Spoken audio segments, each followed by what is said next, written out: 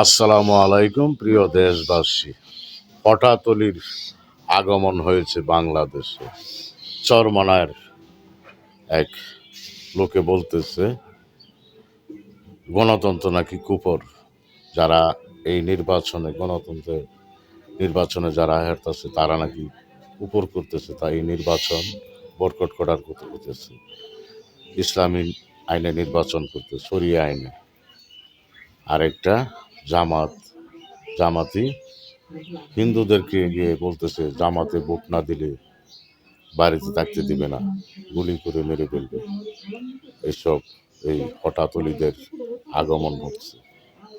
সে বলছে চরমনায় যে দেশে ইসলাম প্রচার করবে।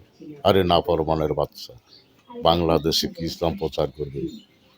92% মুসলমান বাংলাদেশে। সেই রাষ্ট্রে আল্লাহর অলিগণ ইসলাম প্রচার করেছে। তগর মতো নাফরমানদের কথায় এই বাংলাদেশে কোনো নির্বাচন বা ইসলাম প্রচার করবে? তোরা হইলে এই বাংলাদেশের আগাছা, তোরা এজিদি বংশধর। এই বাংলাদেশে এইসব কথা বললে তোদেরকে ফাঁসির কাস্টে ঝোলানো উচিত। বর্তমান সরকারের উপদেষ্টাগণকে বলছি, বাংলাদেশের সংবিধান মতে বাংলাদেশের আইনগতভাবে তাদেরকে বিচার করা হোক। তা না হলে এই নাফরমানের দলগুলো নির্বাচনে একটা বিশৃঙ্খলা সৃষ্টি করার জন্য ওই নাফরমানাগুলো উঠে পড়ে লেগেছে।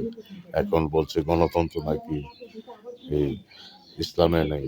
তোরা গণতন্ত্র ইসলামে নিতে গণতন্ত্র করতে, বাংলাদেশের সংবিধানে গণতন্ত্র আছে, তোরা এই ইসলামী নাম নিয়ে আবার নির্বাচনে আসতে চাস কেন? তোদের লজ্জা হয় না? নাফরমানের দলগুলো বেলজ্জাহীন নাফরমান কুপরগল তোরা।